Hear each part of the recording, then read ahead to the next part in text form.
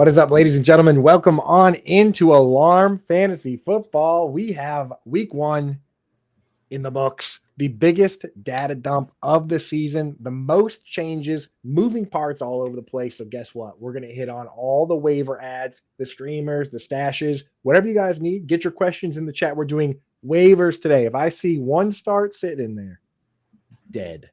Only waivers today, right, Bender? We got a lot to do. We're also going to do a quick drafters draft over on drafters. The weekly drafts, we're kind of addicted to doing them. So it's kind of my favorite way to start the show now. We jump in, we do a quick draft with you guys. I'm on the clock right now, so let me see who I'm going to take here. This is a weekly contest, so it's just this week. And it gives us a good little starting point for what we saw this week. I'm doing this after what we saw this week. Christian McCaffrey in the first round, just a million targets. Howard, you suggested that maybe Shanahan was messing around with us. I don't know. After I saw McCaffrey out there, he looked fine. He looked great. I mean, not super efficient, but 11 targets or whatever. Give me that all day long.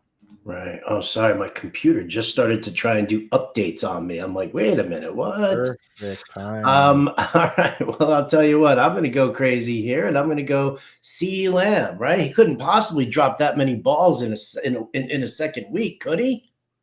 No, dude. This is what we care about. We don't care about drops. Drops only matter for fringe players. I'm trying to tell people. The guys that lead the league in drops every year are like Jamar Chase, Puka Nacua, Tyreek Hill, CeeDee Lamb. Like, you only lead the league in drops if you get targets. If it's a fringe player that could be benched, sure, go ahead. Like, that guy could get benched because he can't catch the football. CeeDee Lamb, 13 targets. That's what we care about. Fire up the engines. What's happening, family? I see you guys loading up in the chat. Josh Latshaw on vacation in Maryland, cracking a brewski. Anybody else in the chat crushing beers? I have been so busy that I couldn't even imagine a beer this morning. None from me, thanks. It's 9 o'clock here, so I'm only on the scotch. So yeah, exactly. You gotta get a good base going. Frankel, what's happening? Skinny, what's going on? Yes, we've got a ton to hit on today. I'm very excited.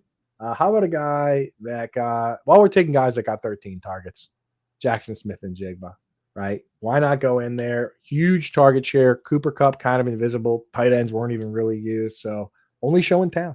The only show in town. And I've got front row seats to that show because I have a lot of JSN. I think I'm just going to build this team based off of how much disappointment there was from everybody on these players moving forward. Like, I mean, I think that's kind of where I'm at. People are like, oh, this guy's terrible. Oh, he goes, you know what? Okay. I mean, if you're gonna overreact to the week 1 news, then I might as well take advantage. I mean, listen, I'm working on the DFS watch list today, right? It's Tuesday. It's 9 o'clock in the morning for me right now. So, I haven't jumped into all of the matchups, but one of the things that we constantly see is how many people overreact to what went down in the first week of the season. And I'm just not going to, I'm not gonna bite into that. So if it's a top player who, didn't have the greatest of games, well, then I'm probably gonna take a look at that player a little bit more and do it that way. Absolutely. I mean, that's the thing, we can't overreact. There's definitely players to be in on with the hype, players to be out on. Howard does a great job. He does a quick 10-minute video. We'll get into a lot of that, but check out his 10-minute video where he just went through. Oh, I love the Trey McBride pick. I was actually going to do that same exact thing right there. See? Yeah. I'm going to turn around and take Jalen Hurts. Yeah, that's definitely a good move there. I like Jalen Hurts.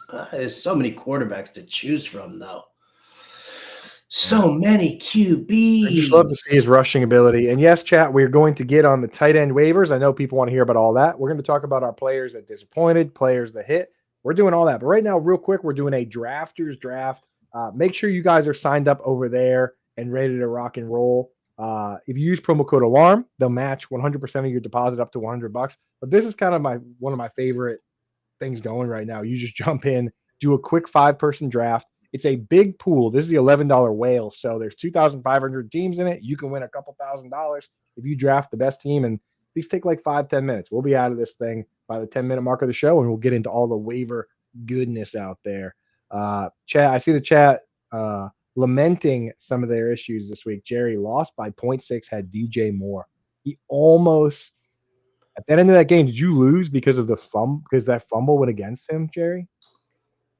Yeah. Well, on that last hit? I think on the last play, he Did they got charge him with credited a with a fumble? I thought he fumble. just got jacked up. Did they call it a fumble? I thought that No, was it was just an incomplete pass. No, it was though. I think the last play of the game was that old like flippy. They Oh, did the one of the flippies, lateral. yeah. And he Oh, had the yeah, ball yeah, yeah. last when he pitched it to somebody, and they did not pick it up. So I want to say DJ Moore actually ended the game in a fumble, but I don't know. I don't remember it at 100%. That would be a real shame.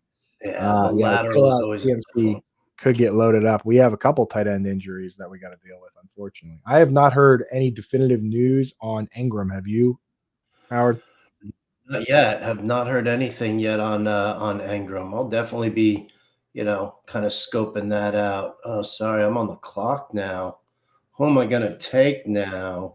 Who's it gonna be now? Who is it gonna be? Yeah, I don't really know, man. I probably need another wide receiver here. So let's just grab a little Cortland Sutton. Let's just grab a little Sutton in there, right? This not particularly thrilled with all of the options there. I need a flex and I need a QB, huh? I went with Garrett Wilson, the guy that I didn't have much of going into the year, but he looked pretty good, if you ask me. I thought Garrett Wilson looked exactly the part that you had described, the only show in town. Had that Yeah. great touchdown. I thought Justin Fields looked pretty good, honestly. Justin Fields came out and it looked like a lot of the good parts of what you get from Justin Fields in the past. So I think that the Dolphins pretty squarely set themselves up to be dead last in that division, and could be Jets versus Patriots for second. And the Patriots didn't look that great either. So shout out to the Jets, almost pulled it off. Yeah, that was a tough one. That was a tough one to sit and stomach and watch. I wasn't thrilled. I wasn't thrilled with that. I God can damn, imagine. there's so many options here, Coop. There's so many options. Which Yeah, I'm way to not really. go? Now that you took Jay McBride, I'm just gonna wait and take whoever's there at tight ends. Yeah, McBride was fine for me. No, I'm looking for a flex play here for right after you. Yeah, And where am I going to go with that? going Do I upside. go with the DK Metcalf revenge game narrative already? Going up against Seattle? Might have to, dude. Rogers looked all right. I mean, Yeah, didn't throw for a ton of I'm yards. not investing in anything Aaron Rodgers like. No sirree, Bob. I will pass on that one. You know what I'm just gonna do because I can't think of who I want for my flex. I'm gonna stack it up against Cincinnati here, and I'm gonna go with Trevor Lawrence and Brian Thomas Jr. paired up nicely. I mean, plenty of QB options there. Kyler Murray is a great option to go up against Carolina. I thought about pairing him up with Trey McBride, but again, the Trevor Lawrence stuff, that's kind of where I was at. All right, last pick here. Last pick. So many options, Coop. So many great options. Going with the ultimate bounce back team, the ultimate bounce back squad with Trevor Lawrence and Brian Thomas Jr. Right? Absolutely. Absolutely. Why wouldn't I? Why wouldn't I? Damn. I just do not love what we've got going on here. Oh, how about my boy? How about my boy? I'll just take him. I'll just take Keon Coleman. He looked good. So there Right. it is. There's our drafters draft. If you want to get involved with these, it's a lot of fun. We do them every so often on here just to get things going, just to kind of do a little preview of the week. Wet the whistle a little bit, right? Yeah, it's nice. It's quick. Like I said, under 10 minutes here. So go check out Drafters, fantasyalarm.com/draftersbb. Use promo code ALARM. They'll match 100% of your deposit up to $100 if you want to get involved over there. So I really enjoy doing those. Hopefully, we're going to hit on one of these. I didn't even check to see how my week one ones did. I got to circle back on that. I just like doing them. Yeah. So okay. You just shine that QR code. I had it up here in the top corner, but maybe people kind of missed out on that. So there it is. Hit that QR code. Like Coop said, we're going to be doing family drafts here, the Sunday Whale, again tomorrow and again on Thursday. So hit up Coop in our Discord channel, and then let's just kind of rock it and do these. These are a ton of fun. And I was doing some pick'em contests over on Drafters as well. I did an article for the Sunday Night Football game both hit. Who didn't love that, right? Making a little bit of money on that front there. So, drafters, fancyalarm.com/draftersbb. That gets you over here with that promo code alarm. And then we'll talk more pick'ems as we go along here as well, because it's a very similar deal, and you can play pick'ems if you sign up for the best ball anyway. So I don't really think that there's much of a difference to do that. But all right, well, there we go. Let's knock our QR codes out and let's get to it here, Coop, because everybody wants to talk about waivers. Everybody wants to talk about, everything that we're looking at. Let's start here with let's start with what went right.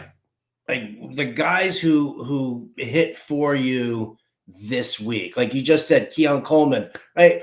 Listen, I get it. That touchdown at the end was like a nice little look what I found, kind of a tip play there, but dude was still having a great game. And again, he's the only one who differentiates himself from the rest of the herd of wide receivers and tight ends that they've got over there. So for me, Keon Coleman was a nice big hit. What about you, Coop? Yeah, I mean, I had my wide receivers did really well. I'll say that. Like, I have a ton of Michael Pittman. He scored. He played like the entire game.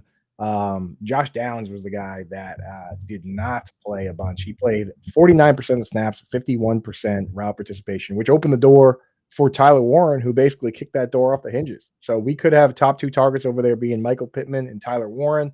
Not great news for Josh Downs and Alec Pierce, also not really Daniel Jones' favorite target. So Pittman did well for me.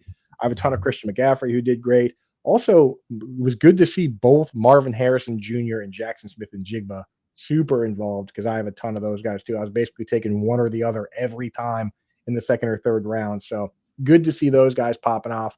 A lot of good things happening there among other guys. But those guys definitely a big part of my core, especially with my best ball lineups and stuff like that. So feeling good. Anybody else for you jumping off the page, Bender? I mean, nobody's really jumping off the page. It was one of those weeks where, I mean, I was high on a number of guys. Again, you don't want to sit here and read too much into it. And I think that's kind of where we're at right now. And maybe I know you don't like this, Coop, but for me, tough love is where it's at. I've been doing this job here for more than 2 decades, and I see the same thing over and over again. Like, I'm not going to sit there. I get a text from Frankel about Zach Charbonnet, and maybe it wasn't about you. Maybe he was a great pick in the 9th or 10th round. Stop. Like, to me, if you've played fantasy football before, you know the variance that you're going to see in week 1. And, one of the things that I love to do in week 2 is I love to bet on the guys who didn't perform, right? Like I said, CeeDee Lamb, 3 drops, crucial drops in that game. You think he's going to do that against the Giants this coming week? So I take a lot of what went down with a grain of salt, right? Like, for guys who didn't perform. You know what, a big miss for me here, Coop. I said Jamar Chase was going to have a great week in week 1. Huge miss. Yeah. Miss. But you start Jamar Chase no matter what, But I mean, like, that's like, and that's the thing. But like, I'm sitting here and I'm fielding a ton of questions from people who are like ready. I had a guy who asked me about, benching Bo Nix. First game of the season, they get the win. He doesn't have this, magnificent game, but, are we not going to give any kind of credit to the fact that there's a strong run defense in Tennessee, that they boosted their secondary, right? Adding L'Jarius Sneed. Like to me, if you're sitting there and you're looking at guys who underperformed for you in week 1, and you're already thinking about benching them, or in some cases dropping them. I mean, do we want to? We'll get to the tight end stuff here, but I mean, does the David Njoku, Harold Fannin talk not seem eerily similar to Mark Andrews and Isaiah Likely last year? It is. I mean, it is concerning. And you see this all the time with teams. They come out, they want to win this game. It's a huge game, just like last year, Ravens versus Chiefs. This game, it's a division game against the Bengals. And you just come out and do something the other team wasn't expecting, right? And they didn't expect it, and it works. Like Isaiah Likely last year, and people dropped so much fab on him. But when you peel back some of those numbers, not necessarily perfect. And again, we're going to get to all those numbers when we get to the tight ends and get into all that. We're going to go position by position today. Definitely throw in the chat any questions you guys have. We'll do our best to get to them. But to me, the week one is more about usage than it is about production. Always is. Like Jamar Chase, we're not worried about him because he played the whole game. Kenneth Walker, I am a little bit worried. He still played more early downs, 56% of the early downs versus Charbonnet at the end of the day. But Kenneth Walker also missed the entire offseason where they were installing a new offense. So we'll have to see how that shakes out. But that does worry me a little bit. Obviously, Tank Bigsby was a guy we had a ton of. He hardly even played, and then he got traded to be a backup kick returner somewhere. So that's brutal. And Trevor Lawrence actually looked pretty bad as the guy that, we were generally in on more as a DFS play than as somebody we were starting in leagues. But like, I do worry about usage issues. So like, for instance, I pointed out earlier, I don't have a ton of Josh Downs, but if you do, you should be worried because he only played half the game and another guy emerged as their kind of over the middle of the field guy. But if your guy played the whole game and, like Brian Thomas Jr., he got 7 targets. And with Brian Thomas Jr., the coach came out and explained every single play where they could have hit him and didn't, right? He was like, there was a crossing route he was open. There was a corner route he was open. There was a tipped ball. There was a dropped ball. He literally went play by play and explained where the fantasy points should have come from. And hopefully they will next week. Like these guys know what was going on. They know that it's fluky. So don't worry about those guys. AJ Brown, these guys, they should be just fine. So let me ask you then, if we're going to talk usage, right? Because again, right, Kenneth Walker, Zach Charbonnet, it was basically a 50-50 split. We saw that, right? You saw Breece Hall get great work between the 20s, and then Braylon Allen came in near the goal line. Is that something that we're concerned with when it comes to usage? I'm just curious as to your thoughts here, because again, I sit there and I try to interpret, based off of what happened in the preseason, whether a coach is playing the long game, whether the coach is, just wants to keep his team healthy, things like that. What would you gave me Walker, Charbonnet. What other ones concern you? Like, does Njoku Fannin concern you? And what's great is that we have the, I'm updating the RB questionnaire and publishing that. The target totem pole and RB questionnaire are both going to be published this week, where I went in and I put notes and I highlighted who's got what role and where there are concerns. So with a guy like Christian McCaffrey, who came and played the entire game, no concerns there, right? But I'll give you an example. The Denver Broncos, RJ Harvey, he had the great run, which is exciting, and we like that. But for RJ Harvey to be the next Austin Eckler or Alvin Kamara or whatever comp you want to give him, he needs to earn the pass down role, specifically the 2-minute drill, right? Because that is where you can't be Alvin Kamara or Austin Eckler unless you're on the field for a 2-minute drill where you can potentially get 4 targets out of 10 in 4 minutes, right? That's what has made these guys so great for Joe Lombardi. This week, Tyler Bidet had that job. And J.K. Dobbins even played a 2-minute drill snap. Maybe it's pass blocking, maybe it's something else, but RJ Harvey needs to carve out that role for him to have upside. That does worry me. You go through and you look at, a few of these situations, like the Walker Charbonnet one stands out. There's a few guys that didn't get any of the pass downs at all, and that can potentially hurt you at some point as well. Like Nick Chubb got a bunch of work, but as we predicted, Dare Ogunbowale played all the pass downs there. Mm-hmm. And if that team ends up getting behind, that's what you're going to run into. Same with Noah Fannin, and you mentioned Fannin and Njoku. Njoku still ran more routes and played more snaps. They just caught him off guard with Fannin. So for me, that's not necessarily sticky. With some of these wide receivers, you saw guys either not play at all or play a part-time share. So I'm concerned about Josh Downs. Marvin Mims did not get the role that people thought he was going to. He didn't. Troy Franklin played over him. He played basically a 50% snap share. We weren't really in there, but I'm telling you guys what's going on here. A guy, Kyle Williams, we were stashing, didn't even play. So don't even worry about it. Guys like Torrey Horton and Dante Thornton, we hoped that they would get more of a full-time role, part-time players. So you got right, so here's the thing, and I want to stop you on that point right there, because we drafted these guys with certain expectations, and then those expectations aren't met in week 1. Does that mean that these guys get dropped?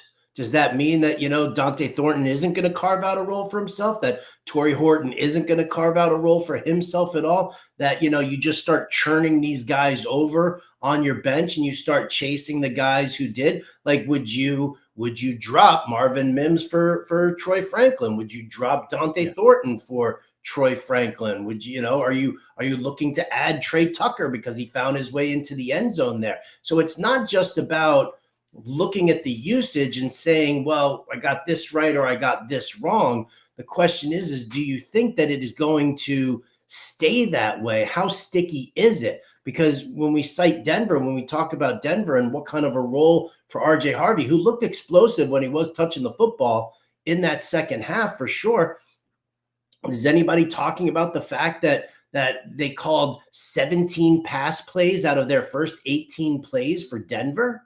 Like, I mean, who's talking about that right now? We could sit there and we can be like, RJ Harvey didn't touch the ball enough.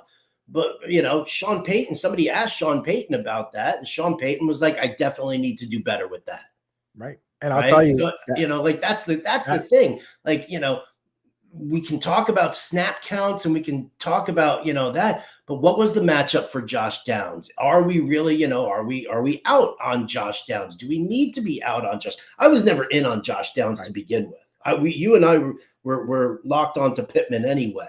I was never in on Josh Downs as a player. It just didn't fit for me the way it was. But like that's the thing that I think that everybody needs to kind of ask themselves now. We can look at the data, but how small of a sample size is that? And what did the matchups look like? What was the opposing defensive coordinator, doing? Caleb Williams and the Bears looked rough yesterday, right? What if you don't have a defense that blitzes as often as Brian Flores does? Like, what happens then? So that's kind of what I'm saying as far as like interpreting, what we saw in week 1. That's why I look at it and say, okay, did this guy have a bad game because of the matchup, or is this guy not a featured part of the offense? That's what matters for me. Like if Dante Thornton went out and played 90% of the snaps and was the true split end on the opposite of Jacoby Myers, then we could say, oh, you know what? Trey Tucker went out and scored a random touchdown, but he was the part-time guy. Thornton was a full-time guy. But Thornton was a part-time player, and that's what made him essentially the 5th target on the team when you factor in Michael Mayer playing a ton of 2 tight end snaps, right? Right. But on the flip side, I give you the flip example. So I'm just asking, like, so Dante Thornton, because he didn't play that snap share that you wanted, do you drop him? Yes. Or is this a player who's got talent that you look at and say he can carve himself out a role?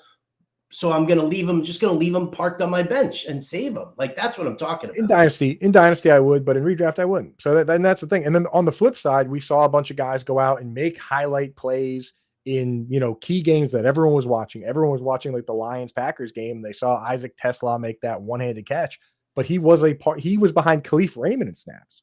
Like for him, again, it has to be a really deep league if you're gonna have these guys on the team that have multiple weapons ahead of them, and say to yourself, okay, well, first he needs to pass Khalif Raymond, and then he needs to compete with Amon-Ra St. Brown and Jamison Williams and Sam Laporta and Jahmyr Gibbs. It's like, what is the path for that guy now? Those players I'm dropping, and that's why I have 4 articles coming out. 2 of them are already out.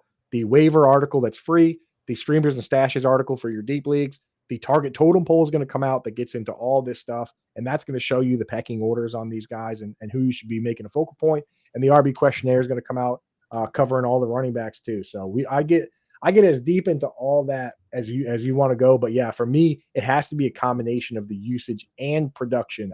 One without the other, not interested, because like you said, small sample size. So if a guy scores 1 touchdown on a 15% snap share, doesn't matter to me. But if a guy's out there and he's getting 90% of the snaps and he's leading his team in snaps, routes, targets, yards, receptions, like Kayshon Boutte did this week, then I'm interested. All right. So should we, you want to hit questions in the chat? You want to hit some waiver wire QBs and start going through it all? Let's start with the QBs and then we'll jump in on the questions, just so we can get a base here, get the QBs going, get the flow of the show going here a little bit. All right. Well, then let's start it off. Quarterbacks who are possibly sitting here on the waiver wire. We've got guys like Daniel Jones, Michael Penix, Geno Smith, Aaron Rodgers is still out there. Where are you? Where are you at mostly here with quarterbacks, and not just, again, let's be specific as far as, like, are we dropping somebody? Because I already see a question in chat, and I know that's Ethan Batterman jumping up here. You can't hide behind just the letter B, Ethan. I remember you, my friend. I do, because he just says Justin Fields was dropped in my league, right? And right before the game, do I pick him up and drop Dak? I mean, like, there you go. Like, that's the question that we got to hit as far as, like, quarterback waiver wire. Like, are you picking these guys up to just leave them on your bench, or are you actually picking these guys up to play?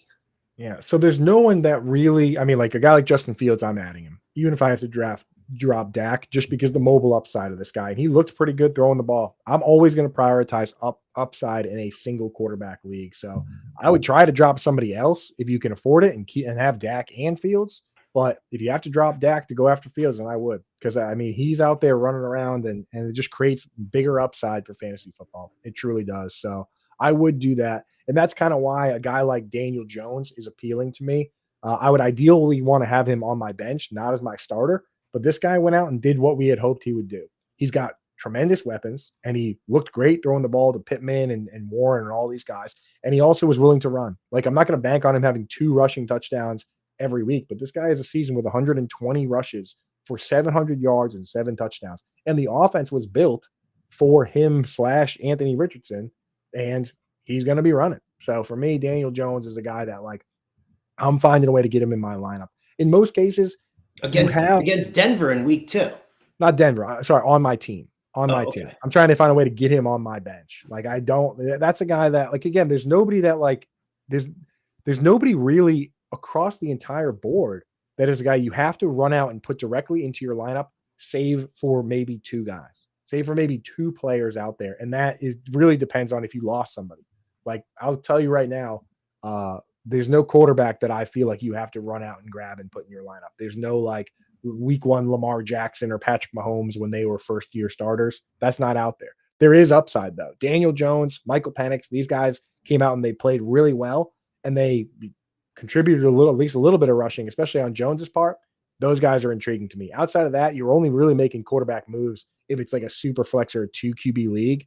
And even then, most guys are usually rostered. So you're looking at Jackson Dart if you're trying to add somebody that could get a starting job soon, or Spencer Rattler as a guy that, like, played better than terrible, and like he might be available. But, like, there's not really a lot of single QB moves that I'm making right now. There's not. All right, well, here he's saying Dak is his starter in that league.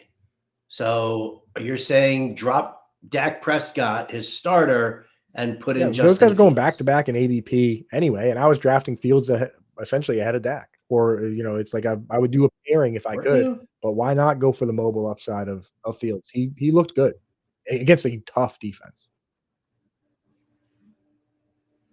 Okay. All right. What other QBs are you looking at? I mean, like I said, it's basically Daniel Jones is the one guy that offers, that has really good weapons, has a good running back, and offers mobile upside. And I know it was, the Dolphins and they're a dumpster fire, but we're going to get a test this week. Mm-hmm. So you throw him on the bench and you see what it looks like. And if it looks good again, and if he runs 5 times, I don't even care what the other stats look like. If he goes out and runs 5, 6, 7 times, that's all I need in this world to have a guy on my bench and possibly in my lineup for good matchups. So I mean, on your bench, okay, fine. Rushing upside, I can totally see. But if the dude, let's say, it's not week 1 here, and let's say we're in week 2, week 3, week 4. If Justin Fields is throwing for 125 yards and he maybe isn't, if he's rushing for, 40, 50 yards and he gets a touchdown, you're willing to put that in over any pocket passer who you figure is going to be a gunslinger and going to have to throw the football a ton. Like, that's it's one of those things where I worry about people overreacting to what we just saw in week 1. And I get it. Like Fields has definite mobile upside for sure, for sure. And if this offense works for him, that's fantastic. I'm just curious as to like what happens when like defensive coordinators put a spy on him and they put their top coverage on Garrett Wilson. Like where's he going to If go you're from willing there? to run 5 times a game, you have to be flat out terrible to not finish as a top 10 quarterback in fantasy football. For 20 years now, basically every quarterback that's played essentially a full season and run 5 times a game has finished top 10. The only one that didn't was Colin Kaepernick. So if And literally everybody's been crapping on Justin Fields for the well, he's last getting how many benched, years because he's but flat out Fields and terrible. Daniel Jones both have seasons where they finished QB7 in fantasy. So I'm adding them. Okay. I'm adding them. And the All thing is, right. Dak Prescott's guys like that are lying all over the ground. You can find Dak Prescott. You can find a guy that can go out and, especially in 4-point passing leagues, you can find those guys. They're all over the place. I mean, Trevor Lawrence is going to be all over the waiver wire now. Guys like Herbert, he's been out there in a bunch of leagues. Like in single QB leagues, you can find safe but boring, but it's very difficult to find somebody that can kind of break the scoring by running 8 times in a game. That's the way I look at that. Okay. All right. Any QBs that you want to touch on streaming wise? I think I Yeah. see you have interest in Geno Smith and I Aaron mean, again, Rodgers. it's got to be a deeper league, but guys like Geno and Rodgers, after we saw what we saw last week, they have okay matchups this week, and they're willing to sling it. Geno was throwing the ball all over the field, and Rodgers obviously threw for 4 touchdown passes. Very weird offense, and you may just call it 3 touchdown passes because the shovel pass is kind of a cheapie. But Patrick Mahomes gets credit for all those shovel pass touchdowns, so you can't just say he didn't throw it. So those are kind of guys. Yeah, we were talking about that. Like, I almost feel like if the ball doesn't cross the line of scrimmage, like I get that it's forward motion, right? But if the ball doesn't cross the line of scrimmage, like how is that considered a I mean, touchdown Mahomes has been pass? feasting on those for years, boosting his numbers. Somebody else also had one this week. It wasn't just Rodgers. It was another like little junk touchdown pass that I saw. But yeah, I mean, hey, we'll take it. If he wants to call his own number at the goal line like he always does, that goes into my analysis. So yeah, quarterback, not a great week for quarterback, but Daniel Jones is a mobile QB. Like if you just need a shot at upside, throw him on the bench. And again, if he's willing to run against the Broncos and show that he's going to be a guy that's running 5, 6, 7 times a game, that's a guy I want in my lineup. You gotta have somebody legitimately like to Yeah, drop you off do. your bench. That's another thing that I love about week one is that or week two waivers is that once this is over, right? And I start looking through like all the waiver wire, you're gonna see a Yeah. ton of The mistakes number one being ad is made. A probably going to be ton of someone that gets mistakes. dropped in your league. Yeah. Probably. All right, let's talk running backs then. Unless you still have any quarterback. I see the questions are just kind of Let's hit some flooding in questions. here. So all right, I will scroll to the very tip top. Or actually, let me make sure that what was going on in here. Jerry Nelson was the first. Okay, yeah. So it's even Steven here. I like it. All right. So as I go through, blah blah blah blah. Yes, beers and waivers don't mix. We know. Here you go, Andrew Cooper. What's your take on Kincaid after week one? Would you drop him for Noah Fannin? Because I still, he only scored a touchdown yeah, in week one. yeah, 4 for 4. Yeah, 4 for 4 on receptions. It's like you look at his stat line and you think it's pretty good, but his usage wasn't as good as we hoped. He wasn't a full-time player. Definitely not. He had like a 65% route participation, which was the same as Fannin. Fannin had a 65% route participation. So for me, I'm sticking with Kincaid. I do have him still ranked ahead of both of all the waiver options this week.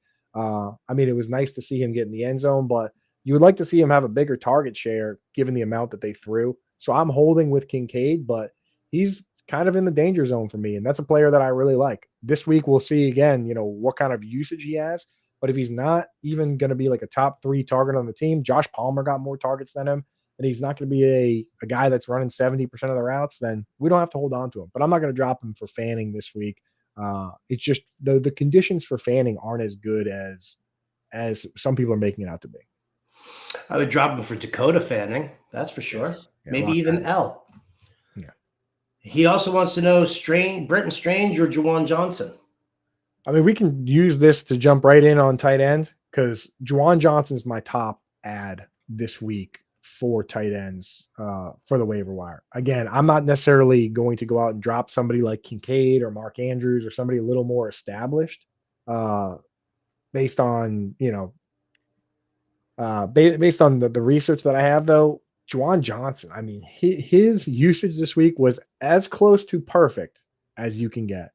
So this guy went out this week and played 95.9% route participation, 96%. That's tight end 2 behind only Trey McBride. 24% target share, tight end 4. Only blocked on 1.9% of pass block rates. So some guys blocked on 0%. 1.9% is the closest to 0 anybody got. 8-yard ADOT, top 10. 1.62 yards per route run, top 10. Ran 70% of his routes, Howard. 70% of his routes from a wide receiver spot. Easily top 10. I mean, he's a converted wide receiver, right? So, like, this guy went out and played the entire game. He played it from a wide receiver spot. He led the team in targets. He led the team in receptions. He looked good doing it. So, for me, obviously the concerns that, like, Spencer Rattler, he could lose the job and maybe he just really likes him. Foster Moreau will be back after 4 weeks. He's going to be an inline tight end. Obviously, it doesn't really affect our guy playing a ton of wide receiver. And maybe Rashid Shaheed and Chris Olave deserve more targets and he ends up third. But, like, if I'm adding anybody off the wire, especially if I got to start him this week, I'm going to grab the guy that played the entire game. Yeah, right? deserve more targets. Olave had 13 targets. Shaheed had 9. So it's not like these guys weren't involved in the offense. Yeah. Exactly. Yeah. So it's like he got 11. It's like, so it's highly consolidated, at least for now. Brandon Cooks wasn't involved, which is good to see. But yeah, if I'm adding anybody, it's going to be this guy. Again, I'm not going crazy to add anybody this week. I'm not using my top priority unless they go directly into my lineup. But tight end is if you lost Kittle or you lost Njoku, it's one of these deep leagues where a lot of guys are already lost Njoku. Sorry, I mean Engram. Evan Engram. Okay. If you lost Evan Engram or if you lost George Kittle, then you might need to add this guy directly into your lineup. Yeah, so that's the big thing there. And, right, and I'm not spending. I'm not rank the tight ends though, like how you would rate them. If Juwan Johnson is the number 1, which I agree with, I think he is the top target there for tight ends. How would you rank the guys who are likely sitting there available? Yeah, so for me, like, I still am keeping Kyle Pitts look good. Dalton Kincaid look good. I'll keep Mark Andrews over these guys. Obviously, if you have Tucker Kraft or Hunter Henry, I would keep them as well. But after that, I might start looking at I have Juwan Johnson 1, Harold Fannin 2 for guys that might be available on the wire. And then third would be Chigakonkwo for me, who played an 88% snap share. That was a big thing we were looking for. We wanted to see him play have a big role. He did block on a few extra pass plays than I like, but he honestly is safer than Fannin. Fannin is the high risk, high reward upside play. So you got to give it credence, give it a shot. But Chigakonkwo, if he's out there and you don't want to spend up, just wait for waivers to run and grab him because, I mean, 88% snap share is better than we've ever seen for this guy. And he did go against the Broncos. That's a tough matchup for a tight end. He got 4 targets, which is fine, So that's a guy I'd be looking at there. My question, Howard, I want to ask, because this is a tough one to kind of gauge.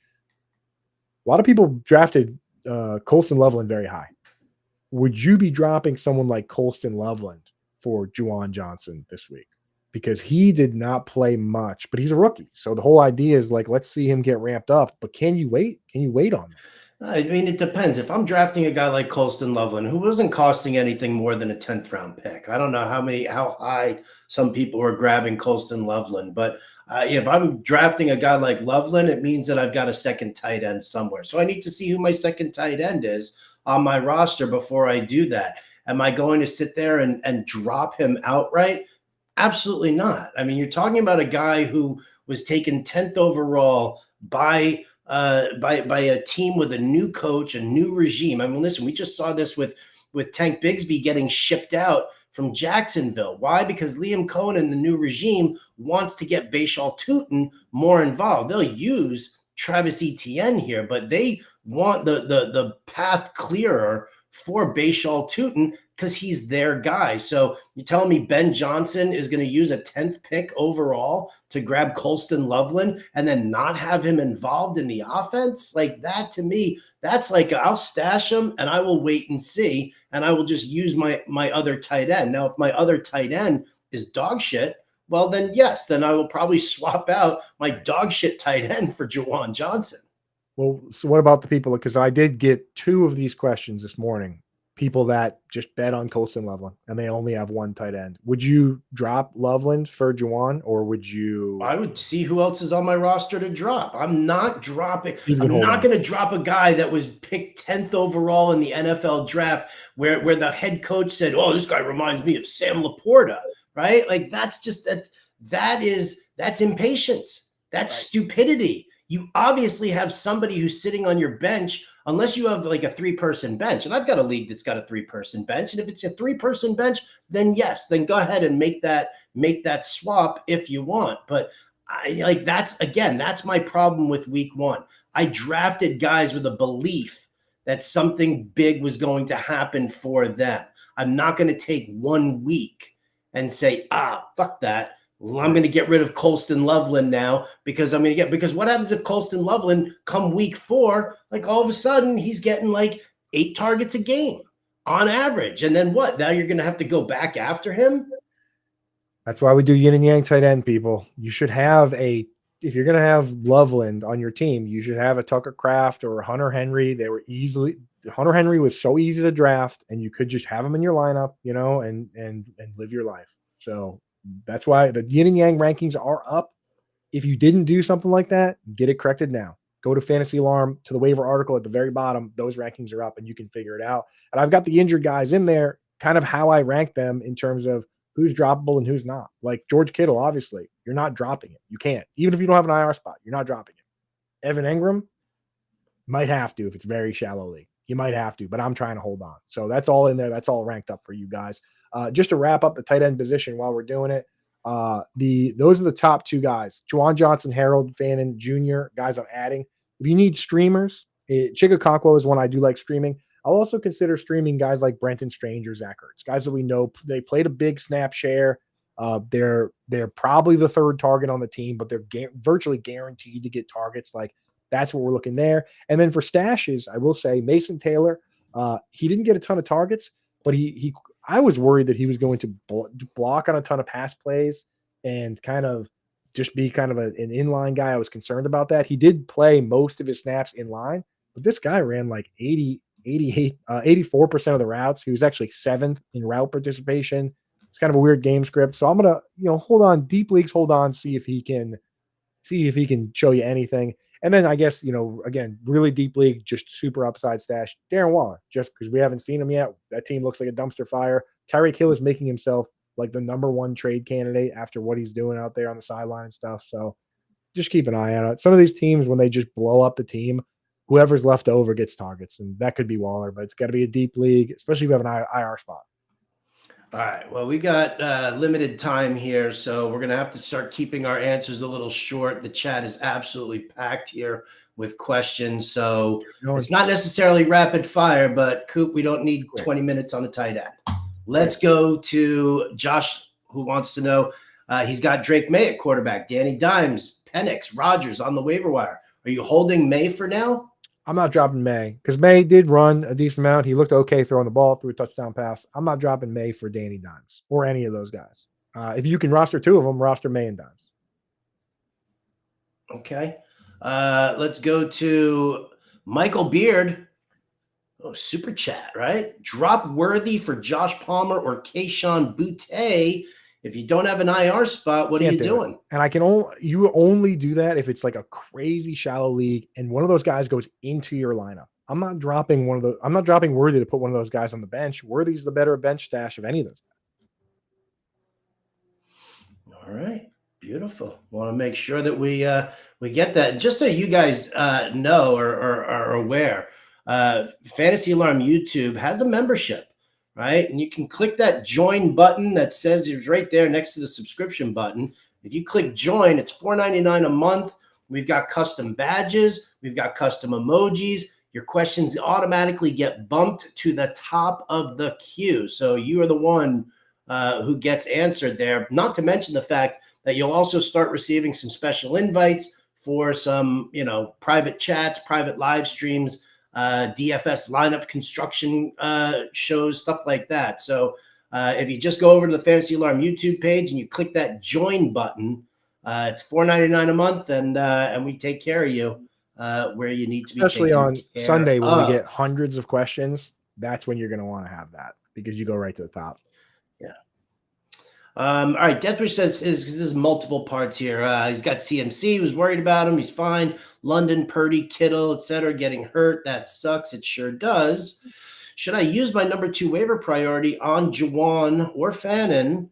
I read your article. Not sure if I should hang on to the number 2 waiver priority. Yes, so this is where it's so crucial. I mentioned that in the article to know whether the guy goes into your lineup this week or not. My rule of thumb is always that if a player is going to actually go into my lineup without kicker and defense, but if it goes right into my lineup, I'm willing to use my priority. I'm willing to spend up to 20% of my fab. Like, I don't mess around with my lineup. If I'm going to pick up a quarterback or a tight end or a wide receiver and start them this week and possibly for the next few weeks, I'm spending up. So yes, if Juwan Johnson's going to start for you this week, use your priority. Hollywood Brown. If you're going to start Hollywood Brown for the next 5 weeks, then do what you got to do to get that player. That's how I look at it. If the guy's just going on your bench, then you don't need to go crazy. But if you lost Kittle, you need a tight end right now. You can't afford to lose too many games. He's going to miss multiple games. He's definitely going to miss multiple games. It's a dislocated shoulder, which is never good. Does Bryce Young officially suck again? And how bad does this ding Tet McMillan? We selling him in redraft now? Or waiting to see if Bryce grows 5 inches? Nobody is officially bad or good after 1 week. I mean, people were saying Caleb Williams was incredible after 2 drives when he was 9 for 9, and then the wheels fell off. And people were dogging JJ McCarthy like all over the place after a bad start, and then he finished pretty good. Like, you got to give these guys a chance to build a sample size.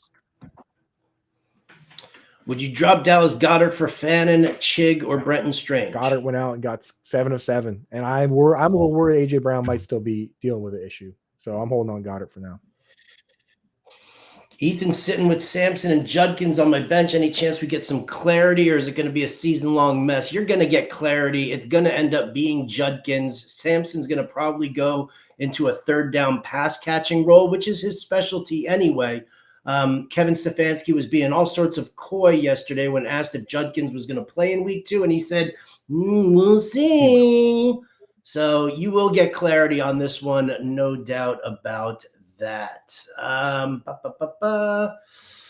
What do you see on the horizon for Engram? I see an injury right now, and we're just gonna have to wait and see, right? I mean, if you need a tight end, you got to pick up. The usage was fine, but he got hurt, man. And these calf issues can be problematic. So you got to make a move. Drop Mason Taylor for Juwan, Johnny, Fannin, or Mayer. So that is where I would drop him for Juwan. I mean, the usage was literally perfect. So I would potentially make that move. Half-point PPR. I don't have Breece Hall or James Conner. Would you drop Braylon Allen for Trey Benson and drop Chigakonkwo for Fannin? I'm personally in my leagues, I'm holding on to Okonkwo. I also, if you can do the Braylon Allen for Benson move without using any fab or any sort of priority, I would do it. But I'm not. Neither of those moves are one where I'm going to use any of my waiver leverage. No priority, no money. So if you can do it after waivers run, then I would do the Allen for Benson. I would probably keep Chig personally though. Yeah, no doubt. What's up, Hope? Best tight end to replace Engram this week or the next few is Juwan Johnson. Covered that one here. Little trade question sneaking in. Devontae Adams for AJ Brown. Yes, I would make that move. I like both guys, but AJ Brown, he could bounce back in such a big way. Yeah. Another drop Kincaid for Fannin. You can though. That's the thing. It's close enough that if you want to go with your gut, then do it. But I'm not doing that. He was still Fannin didn't. I mean, you got to remember, Njoku ran more routes, played more snaps, and they just weren't ready for Fannin. They didn't. It wasn't in the game plan. Every team that faces the Browns is going to have that in the game plan now. We all saw it. Ethan says he doesn't have to drop Dak. He could drop Joshua Palmer or Dylan Sampson for Fields. I'd drop Palmer. Especially if you have another wide receiver on the bench ahead of Palmer, then do that. Jaden Daniels with a wrist injury. Should we be worried? We need more information on that, but if he's playing, I'm starting him. Yeah. Agreed. Drop Trevor Lawrence for Daniel Jones as my bench QB. I'm going to say no. I will let Coop give If it's 4-point passing, I might consider it, but I'd probably just stick with Lawrence. I need to see one more game with Liam Cohen here. Okay, let's see. Do we have how much fab are you willing to put on Justin Fields? Again, that's going to boil down to whether he goes into your lineup or not. If he doesn't, 0 to 5%. But if he's going to be your starting quarterback this week, 15, 20. Okay. Do you like Keyshawn Boutte or Elik Ayamanor? Keyshawn here because he's kind of led this team going back to last year. It carried over to this year. Again, he led the team in snaps, routes, targets, you name it, receptions, yards. Would you rather grab Hunter Henry or Juwan Johnson? Both are on her waivers. Hunter Henry, to me, has a more clear path to being the top target on the team. You got to remember, the Saints did drop back to pass like 48 times this week. So the whole 11, 13 targets for Shaheed, all those guys, that's probably going to be more like those guys all getting 5, 6, 7 in most weeks. Should I trade for Justin Jefferson? Yeah. Of course. Why wouldn't you? I think right. Oh, he only had like 44 towards the yards end of the game. yesterday. I think JJ McCarthy kind of realized that you can throw the ball as hard as you want at Justin Jefferson, and he started doing that. Right? Like early on, I think he was like taking a little off it, and he realized like this guy will catch whatever. And once he started doing that, especially with the touchdown pass, that was a laser. So McCarthy can uncork it, and I think he figured out around halftime that you can just chuck it. We're getting more of these tight end questions here. I guess you got to rank it a little bit deeper than just Juwan Johnson. So here we go. You've got Johnson, who's a waiver claim here for an Ingram owner. You also have Noah Fant. No. Jake Tonjes is an intriguing one, especially if George Kittle is going to be out for weeks, as was reported by Adam Schefter yesterday. Freiermuth, Dalton Schultz. Does Tonjes interest you at all? Are you going... Okay, so let's just get the pecking order here. It's Juwan Johnson first for you, right? And then you said Harold Fannin second? Who's third? Chigakonkwo. Chigakonkwo. I've got the whole list up there, but I actually would look at Jonnu Smith or Zach Ertz if they're out there, Brenton Strange if he's out there. Like, I'm playing it safe if I'm starting these guys. The thing about Jake Tonjes in that situation is that it's probably going to look like Tanner Connor and Julian Hill with the Dolphins, which is like they're just going to decide not to throw it to the tight end at all. Like they're not going to be like, oh, you're George Kittle now, Jake. You know what I mean? Like that's not how it works. What's going to happen is who are they going to throw to? They don't even have a healthy Ricky Pearsall, Juwan Jennings, Christian McCaffrey, Jacob Cowing, whoever ends up being the wide receiver and the running back, those guys are going to get the targets. Because it's like you don't just elevate this guy and say, hey man, you know, this is your watch clips of George Kittle and just do that. You know, it's just not how it works. Like you saw it with Tanner Connor, and he was supposed to step into the Jonnu Smith, Darren Waller role, and he just was out there doing nothing. You don't have to throw it to the tight end. You can throw it to a lot of other guys. There you go. There you go. Let's see. Who else do we have questions for? It all seems to be the same kind of thing. Oh, guillotine leagues. Here's the big one here. So guillotine leagues, where are you at with some of the bidding process? We had a lot of questions on this on yesterday's Fantasy Alarm show. You know, it's like Jaden Daniels, Jahmyr Gibbs is available, Nico Collins is available. You know, who are you in a spot here where you would say 50% of my budget right now on a guy like Jaden Daniels or a guy like Jahmyr Gibbs, somebody who was a first round pick? Would you go 50% of your budget? How are you staggering your bidding? In my experience, you should spend up heavily on tier 1 quarterbacks and tier 1 tight ends. Which if you have any opportunity to get a guy you'll start every single week for the rest of the year, which is Lamar Jackson, Jaden Daniels, Josh Allen, or Trey McBride or Brock Bowers, then you get him, because then you don't have questions. The problem you run into at the end of these guillotine league, Howard, is that like you get to the end of the year and all the teams are so loaded that you might not even start Ladd McConkey, because you're going to have like 7 incredible wide receivers.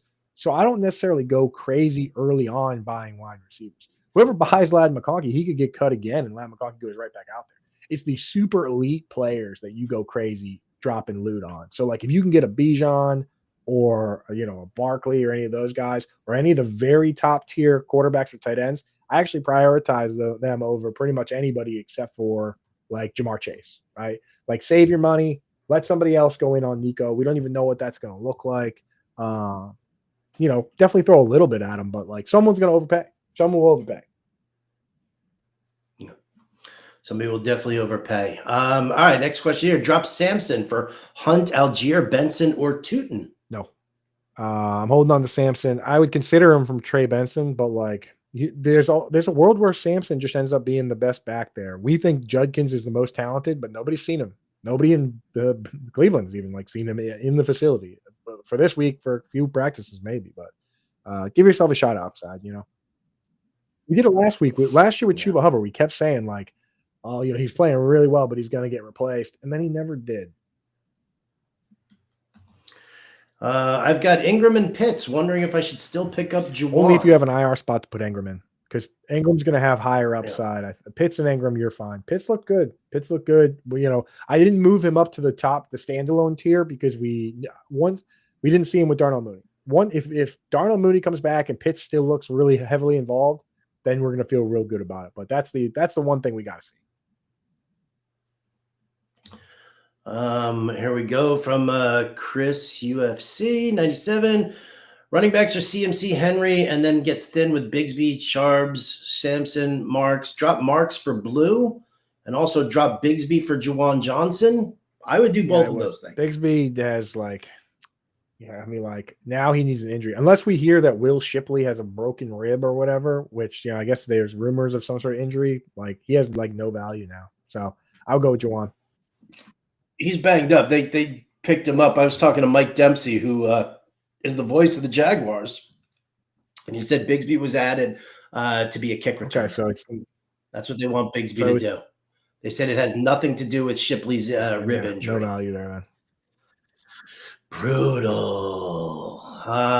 Thoughts on K9? Should we worry, or we need to see more? I'm going to say we need to see more. Obviously, we're worried now, but like again, this guy missed a big chunk of the offseason. He probably still needs to learn some of the stuff. Yeah.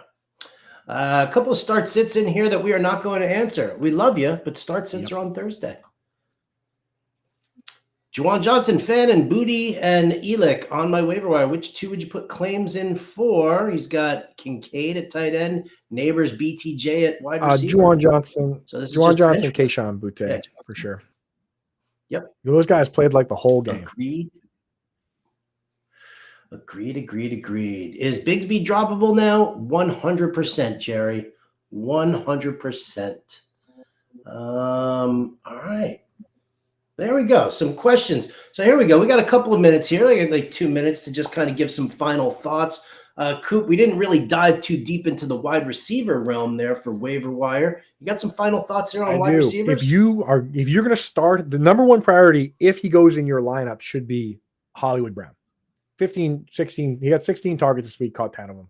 And you're going to be able to start him for upwards of 5 games here because, Xavier Worthy, we don't know where he's at. We know Rashee Rice is out for a minimum of those games. So if you're starting him, go with him. If you're stashing him, go with Keyshawn Boutte. Full PPR, Wan'Dale Robinson came out and got 8 targets again. People said he doesn't deserve 140. Well, he's on pace for 136 now. Cedric Tillman also got a decent workload. Same exact workload as Jerry Jeudy. Same snaps, same routes, same targets. So not bad there. For streamers, you look at guys, Hollywood's the number one streamer with the bullet.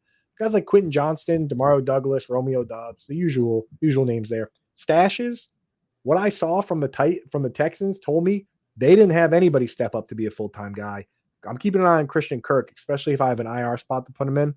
he could come back and be the number 2 guy right from the rip. We're looking at, Brandon Ayuk, obviously, if you put him on an IR spot, and then Troy Franklin. We liked his usage. He came out, played the second most snaps, and most importantly, Howard, he played 20 routes. We're in 20 routes from the slot, which led that team. If Evan Engram's not going to be around, there's going to be slot snaps available for somebody, and Troy Franklin could pick up a lot of those. So that's a guy. I'm not going to start him, but bench stash. All right. Well, there you go, folks. Again, head on over to fantasyalarm.com. Coop's got his waiver wire article. There's a free waiver wire article for ads. And then there's a behind the paywall article for stashes, for streamers, things like that. So I will always demand that you guys give us a shot here. Hit that QR code right there. It's time to join the family. Right? You're sitting in here, you're in the chat, you're getting the advice. I see the compliments coming through in there. So do yourselves a favor here. Either zap that QR code on the screen right now, or go to fantasyalarm.com/win. Pick your promo, right? You want to do the monthly, do the monthly. You want to do the annual, do the annual. We've got so much content that it's just, I mean, you would be very hard pressed to lose a championship game without what we've got going on here over at the family. So I definitely say join up. And again, if you want your questions bumped to the top, go over to our Fantasy Alarm YouTube page right there and click join. It's $4.99 a month, and your questions get bumped right to the top. Right up top. Like that Michael Beard guy. Right to the top. That's it for us, folks. We're going to be back tomorrow. We'll do another draft, and we'll talk about trades. We'll talk about roster composition as we always do on on Wednesday. And then on Thursday, that's where we get in and we really hammer out these lineups. We need to see who's actually practicing. You need more information. So Thursday is going to be our start, sit, show, and we'll get you guys all squared away. So my rankings will be up tomorrow by the end of the day, as always. So you'll be ready to go. All 4 of those articles are going to be up. So we're rocking and rolling. Thank you guys for tuning in, and we will catch you tomorrow, 1 p.m. Eastern time. I got to show one thing here. Oh, look at that. High hopes joining the family. Boom chakalaka indeed. But yes, Coop is right. We thank you all for tuning in. We'll be back same time tomorrow. Don't miss out. Adios, turd nuggets.